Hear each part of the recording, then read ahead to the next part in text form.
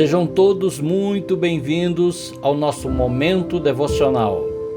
Hoje uma ministração introdutória ao estudo minucioso da carta de Paulo a Tito, no capítulo 1. Quero fazer um pedido aqui. Compartilhe com seus contatos o link desse vídeo, desta live. Também quero fazer outro pedido. Se inscreva no canal no YouTube. Deixe o seu comentário, o seu like para reforçar a propagação desta ministração para mais e mais pessoas serem abençoadas através da palavra de Deus. Eu sou o pastor Paulo César, falo de Goiânia, Goiás, Brasil, e este é o nosso momento devocional. A carta de Paulo a Tito é uma das suas cartas pastorais, endereçada a um seu filho na fé, como ele próprio vai mencionar. Esta carta ou epístola foi escrita provavelmente entre os anos 64 e 65 depois de Cristo. Portanto, já haviam passados mais de 30 anos desde a subida de Jesus para os céus.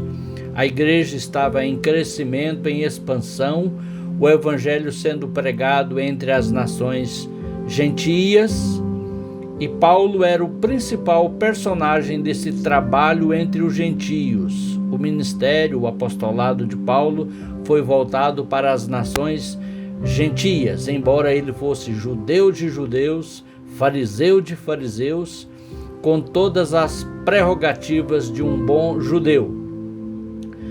Tito é o destinatário original dessa carta. O propósito de Paulo é instruir aquele jovem obreiro a como formar novos obreiros e ordenar bem as igrejas locais. Quanto à sã doutrina, é uma expressão recorrente nessa carta, é a expressão sã, que quer dizer sadia, saudável, doutrina. Porque uma doutrina, um conjunto de ensinamentos, pode ser adoecido, pode não ser sadio, por causa das influências errôneas que vier a receber, ou das intenções erradas também que estiver contida. Mas Paulo fala da sã doutrina, que deve ser o objetivo de Tito ao ensinar, ao formar, ao estabelecer novas igrejas nas várias cidades da ilha de Creta. Tito, segundo Gálatas 2:1 e também os versos seguintes, era grego e acompanhou Paulo e Barnabé a Antioquia, lá numa das viagens missionárias, na verdade a primeira, viagem missionária de Paulo. E ele foi circuncidado por ordem de Paulo para subir a uma festa em Jerusalém, não porque Paulo acreditasse na circuncisão no Evangelho. Ele vai falar disso nas suas cartas, mas para que isso não fosse um entrave, uma dificuldade para a sua recepção, a sua aceitação entre os cristãos de Jerusalém. Ou seja, fez-se de judeu para com os judeus para não pôr impedimento algum ao Evangelho. E agora Paulo vai deixá-lo em Creta, aquela ilha, onde haviam várias cidades e várias igrejas. Lembrando que as igrejas eram locais e se reuniam nas casas. Então poderiam haver dezenas e, quem sabe, centenas de igrejas espalhadas pela ilha. E Paulo queria que elas fossem organizadas, que fossem postas em ordem, com liderança local para cada uma, e que essa liderança local seguisse um critério, um padrão de qualidade espiritual, moral e espiritual. O centro da carta é o tema a sã doutrina. O que é a sã doutrina, em resumo? É a vontade salvadora de Deus, a salvação trazida de graça através de Jesus Cristo. E ao redor desse tema, a sã doutrina, gira todas as partes da carta. como um centro temático. Sã doutrina é o centro temático da carta de Tito, que, como ele diz mais de uma vez, tem como objetivo abrilhantar, ornamentar, enfeitar a doutrina de Deus, para que o mundo veja e se sinta atraído por uma coisa boa, ordeira, organizada, decente e correta, que é o bom testemunho do povo cristão. Eu passo agora a ler os primeiros versos, que é do verso 1 ao verso 4, desta importante carta, desse importante livro do Novo Testamento. Paulo, servo de Deus, apóstolo de Jesus. Vamos lá.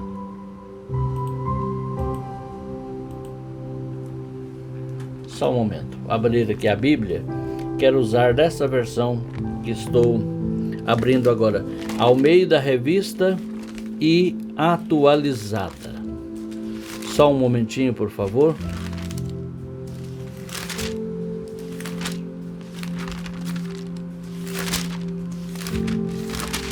Enquanto isso, há tempo aí para você se inscrever no canal no YouTube.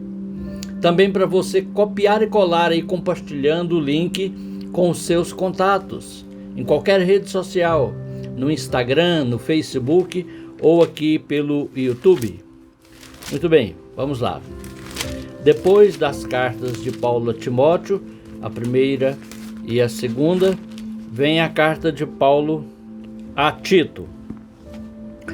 Paulo, servo de Deus e apóstolo de Jesus Cristo, para promover a fé que é dos eleitos de Deus e o pleno conhecimento da verdade segundo a piedade, na esperança da vida eterna, que o Deus que não pode mentir prometeu antes dos tempos eternos, e em tempos devidos manifestou a sua palavra, mediante a pregação que me foi confiada por mandato de Deus, nosso Salvador.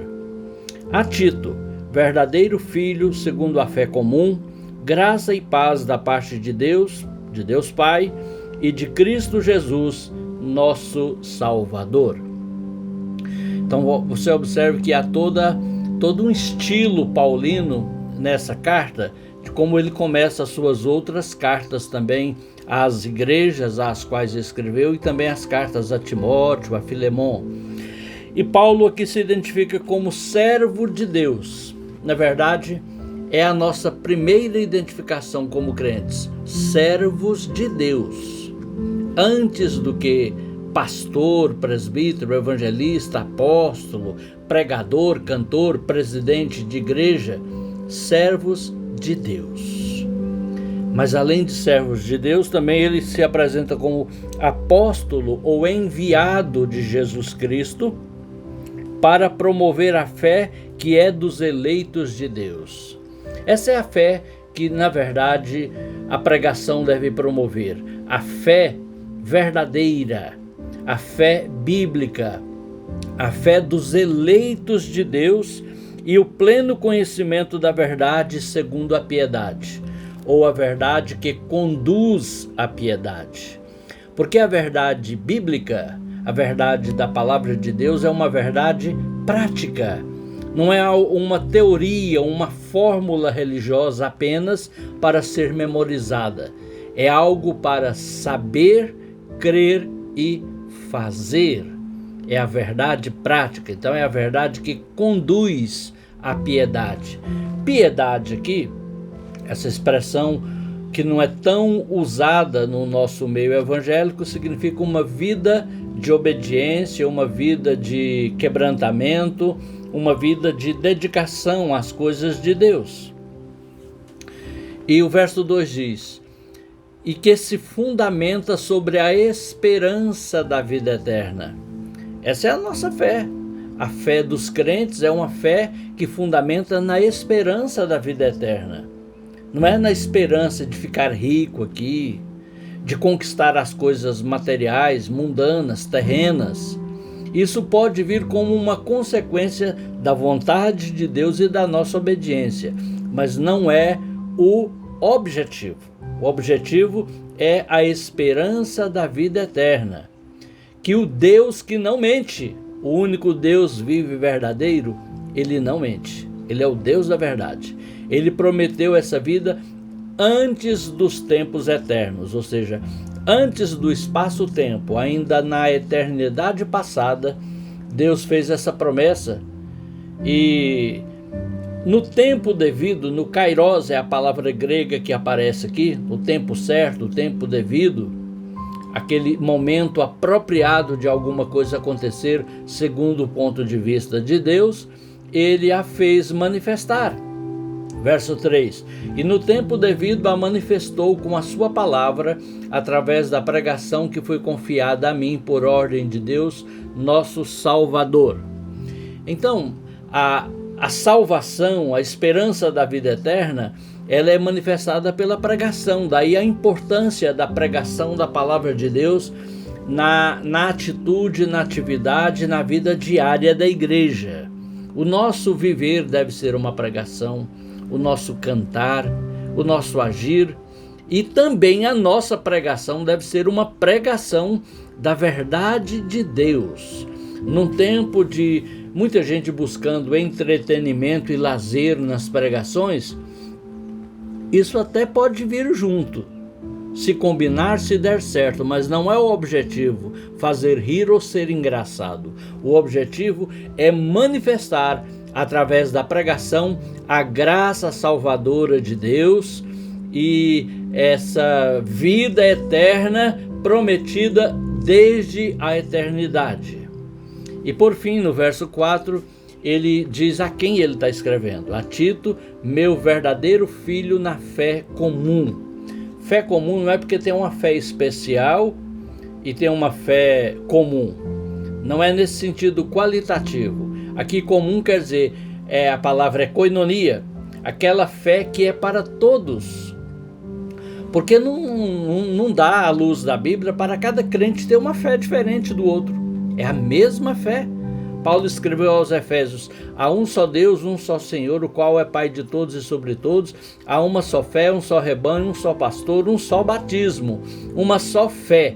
O conjunto de verdades divinas revelados e dados a nós para a nossa salvação é o mesmo para todos. Podemos divergir em algumas práticas ou concepções de pormenores, mas a fé é a mesma, é a fé comum. Do jeito que eu creio em Jesus para a minha salvação aqui no Centro-Oeste brasileiro, também é o mesmo modo que Deus anuncia para aquele meu irmão que está lá na China, na Índia, no Japão, que está na América do Norte ou numa remota ilha lá no meio do Pacífico. É uma fé comum. E a esse filho na fé, Paulo saúda dizendo: graça e paz da parte de Deus e de Jesus Cristo, nosso Salvador. Observe que a saudação do apóstolo sempre é graça antes de paz. Graça e paz. Por quê? Sem a graça, sem o favor de Deus por nós, para nós, em nós, não há paz, a verdadeira paz. Aquela paz do Espírito Santo em nós.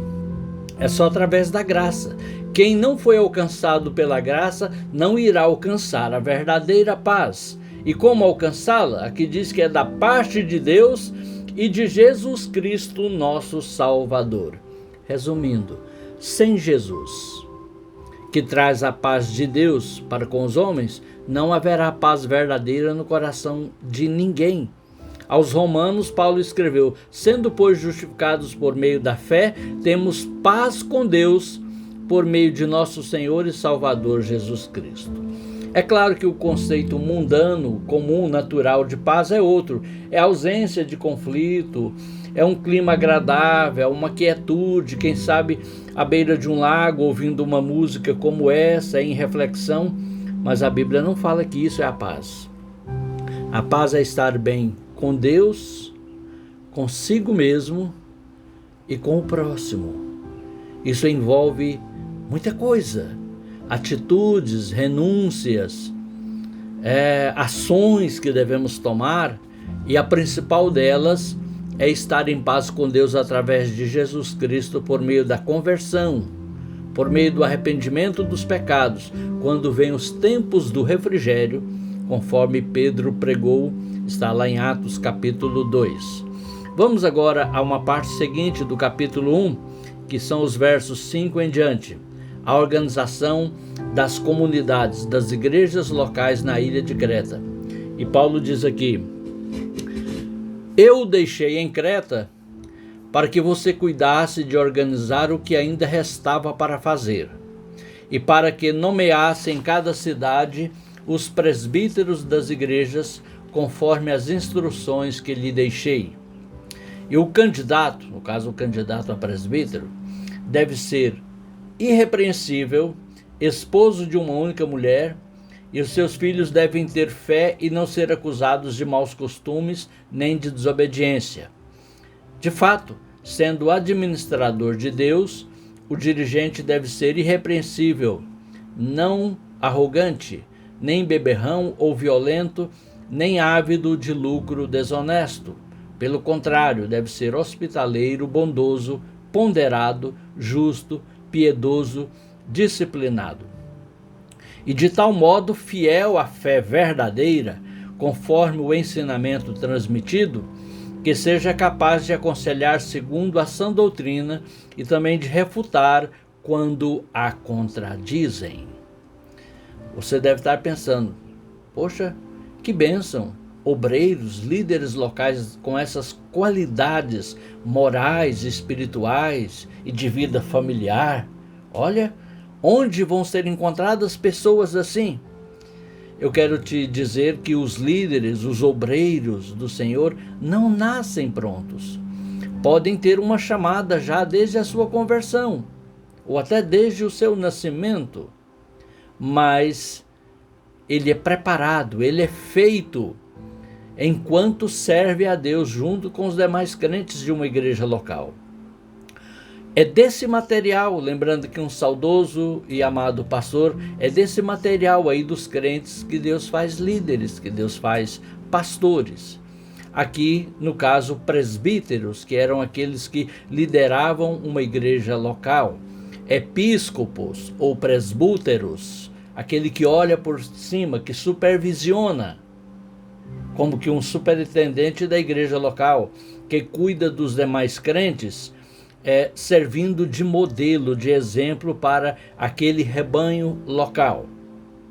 E Paulo diz que tudo isso era para organizar, para pôr em ordem, porque todo ajuntamento de crentes, todo ajuntamento humano, diga-se, precisa de liderança. Onde não houver liderança, haverá a anarquia, a desordem. E Deus não opera na anarquia, na desordem. A própria bandeira do nosso país tem lá o seu slogan: ordem e progresso. Porque sem ordem, sem organização, é impossível um progresso verdadeiro e duradouro. E aí Paulo vai dizer no verso 6, o candidato deve ser irrepreensível, esposo de uma única mulher, que tenha os filhos em sujeição, que seus filhos não sejam acusados de maus costumes, nem de desobediência. Que esse homem também seja irrepreensível, não arrogante, nem beberrão ou violento, nem ávido de lucro desonesto. Pelo contrário, hospitaleiro, bondoso, ponderado, justo, piedoso, disciplinado. Onde vamos encontrar pessoas assim? No meio dos crentes. Crentes que recebem a palavra, a sã doutrina, e que são educados nela através do ensino e da aplicação prática da palavra de Deus no dia a dia. Por isso, uma igreja não deve viver de malabarismos psicológicos, apenas de show em lugar de pregação, apenas de música, ou apenas de uma aguinha com açúcar em lugar da palavra com conteúdo, com consistência de fundamentação bíblica. A igreja sobrevive alimentando da palavra de Deus. quem prega, quem ensina, quem ministra, deve escavar e aprofundar na palavra e transmiti-la com graça, com entendimento, com inteligência e com exemplo pessoal ao povo de Deus que vai ouvi-lo. Porque é esse povo educado na fé, vamos dizer assim, treinado, capacitado para servir bem ao Senhor, é o povo de onde Deus vai levantar líderes para plantar ou para dirigir novas igrejas. Uma igreja adoecida por falta da verdadeira pregação, por falta do verdadeiro ensino, quando eu falo verdadeiro, é porque tem o falso. É aquela pregação que parece uma pregação, mas na verdade é outra coisa. Tem muito por aí, infelizmente. É só palavras de autoajuda, são só bordões triunfalistas para encher a bola do crente, mas ele não é levado ao que a palavra realmente diz. E quantos ensinos também são apenas cópia de livros de autoajuda ou de palavras motivadoras para o crente se sentir soberbo, arrogante, detentor de direitos que Deus deve satisfazer. Não é isso.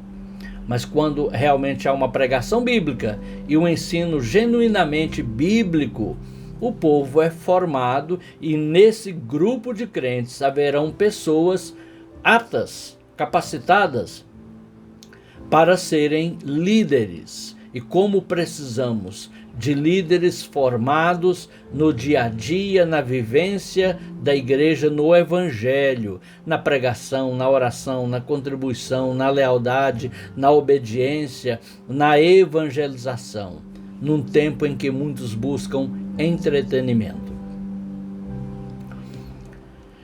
E, por fim, concluindo aqui sobre a qualidade desses líderes que Paulo recomenda a Tito, está aqui duas coisas. A primeira, que essa pessoa seja capaz de aconselhar segundo a sã doutrina. Então precisa conhecer a sã doutrina. Precisa ter profundidade bíblica, tanto teórica quanto prática. E segundo, também deve ser capaz de refutar quando a contradizem, identificar o que é uma heresia, o que é uma mentira espiritual, o que é um desvio da sã doutrina, para refutar. Bom, vamos para agora os versos seguintes, já terminando o capítulo 1, dos versos 10 até o 16. Por que essa necessidade de líderes para ordenar as igrejas locais? Por tudo em ordem, supervisionar e também ensinar a verdade e refutar aqueles que contradizem a verdade. Paulo vai dizer no verso 10, de fato, há muitos rebeldes, faladores e enganadores, principalmente os que vieram do judaísmo. Naquele tempo já havia, hoje não é diferente. Num tempo de comunicação tecnológica, como a que temos hoje, está aí disponível nas redes sociais todo tipo de ensino maravilhoso ou pernicioso. Mas você nunca deve negligenciar o ensino bíblico, o aconselhamento e a orientação na sua igreja local, por aqueles líderes lá da igreja local que Deus levantou, que já foram provados na vida cristã. Ele diz, há muitos rebeldes, aqueles que se opõem a uma liderança, a uma autoridade. Faladores, falam, mas não fazem, só falam. São cheios de ideias, de teorias, de acusar denominação, igreja local, liderança, mas não fazem nada, só falam. E enganadores, porque o que eles prometem, o que eles anunciam, não é o que eles fazem. Então são enganadores. Verso 11, é preciso fazer com que eles se calem. Como o apóstolo Paulo, pedindo uma medida judicial, proibindo-os de falar na rede social? Não. Como? Impedindo que eles saiam de casa, fiquem trancados ou mandando-os para a cadeia? Não. Não é assim que vai resolver. Como? Ensinando a verdade e contradizendo-os. Aqui diz, é preciso fazer com que eles se calem. pois estão pervertendo famílias inteiras, ensinando o que não devem, com a intenção vergonhosa de ganhar dinheiro. Ah, demorou, né? Tinha que ter o dinheiro aí na parada, envolvendo realmente uma questão financeira, a ganância, aquilo que muito atrai o ser humano, o amor ao dinheiro. Então, como? Não dando espaço, nem na sua casa, na sua vida, na sua mente, naquilo que você vê aí no seu smartphone, no seu computador, na sua TV Smart, e também não indo a pregações desse tipo de gente, não permitindo que eles preguem ou ensinem em suas igrejas, em seus eventos. Não havendo lenha, o fogo se apaga, diz a palavra de Deus lá em Provérbios. Não dê espaço para essa gente que é rebelde, faladora, enganadora e que não faz e não pratica a palavra de Deus. É só conversa, só discurso. E não falam segundo a sã doutrina. Mas infelizmente eu vejo, constato com tristeza, depois de algumas décadas de pastorado, eu ainda vejo isso, que há colegas, líderes de igreja local, que não tem aquele escrúpulo, aquele critério ao convidar alguém para ministrar na sua igreja. Se o povo gostar, tá bom. Se ajuntar muita gente, tá bom. Se o povo rir muito, tá bom. Não tá bom, não. Tá bom é só quando é a sã doutrina, ainda que o povo vai embora chorando para casa. Mas é a sã doutrina, e eu não estou falando de usos e costumes, eu estou falando de doutrina bíblica, sadia. É coisa com coisa, é Bíblia com Bíblia, com Bíblia, com Bíblia. Aquilo que está em harmonia com a palavra de Deus e com o contexto geral das Escrituras. E aí Paulo cita inclusive um dos próprios poetas, aqui também chamado de profeta, né? Que disse: os habitantes da ilha de Creta, porque Creta é uma ilha, está lá ainda até hoje, né? A ilha de Creta.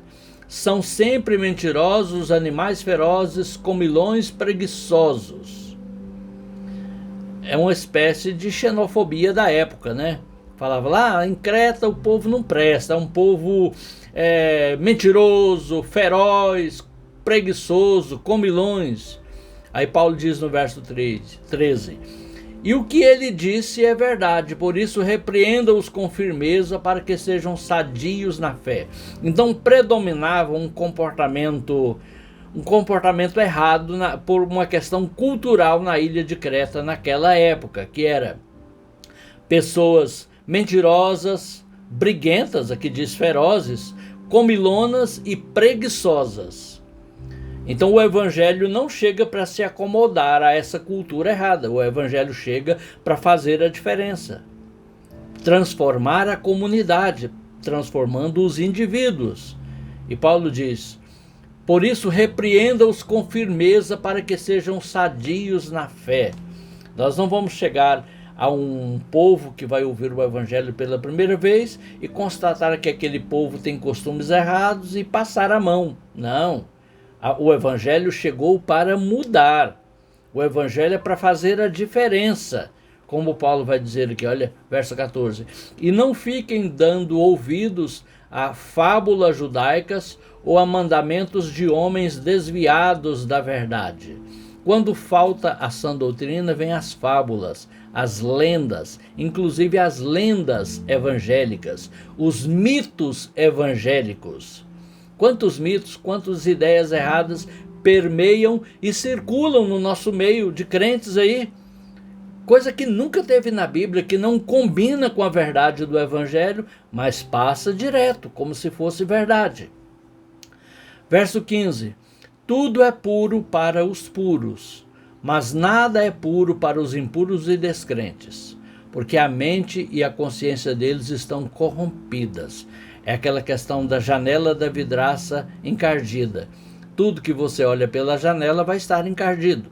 Tem gente cuja consciência, cuja mentalidade, cujo modo de pensar os leva a ver impureza e sujeira em tudo. Mas para os puros, tudo é puro. Só que isso não faz de nós pessoas ingênuas que não vê a sujeira. Mas nós vamos ver primeiro o puro. Aqui diz que a consciência e a mente deles estão corrompidas. De fato, sem a ação transformadora do Evangelho, a mente e a consciência das pessoas está corrompida. E precisa então ser restaurada, ser transformada, ser renovada pelo Evangelho. Como Paulo escreveu aos Romanos 12, transformai-vos pela renovação do vosso entendimento. Terminando agora o capítulo 1 da carta a Tito. Eles dizem que conhecem a Deus, mas negam isso com seus próprios atos. É o chamado ateísmo prático. Dizer uma coisa e fazer outra. Afirmar que Deus existe, mas viver como se ele não existisse. Afirmar que o Evangelho é bom, santo e verdadeiro, mas viver fazendo o oposto do que o Evangelho manda. Aí Paulo diz, dizem que conhecem a Deus, mas negam isso com os próprios atos, pois são cheios de ódio, desobedientes e incapazes de fazer qualquer boa obra. Boa obra são as obras, as ações corretas à luz da palavra de Deus e que procede de uma vida transformada. A melhor de todas as boas obras é a pregação do Evangelho da verdade para a salvação das pessoas. Isso uma pessoa cheia de ódio, desobediente, não é capaz de fazer. Ela pode até falar, mas ela não vai transmitir, porque não há verdade no seu coração. Muito bem, nós vamos parar por aqui. Eu quero mais uma vez renovar o meu pedido para que você se inscreva aqui no canal do YouTube e também deixe o seu like e também compartilhe com seus contatos. E se quiser também deixe um comentário. Para você que acompanha pelo Facebook, pelo Instagram, compartilhe com mais e mais pessoas aí do seu círculo de amizade, para que mais e mais pessoas sejam abençoadas através da palavra de Deus. Mesmo através dessa ministração tão simples, eu espero que você tenha sido edificado. Deus te abençoe, no poderoso nome de Jesus.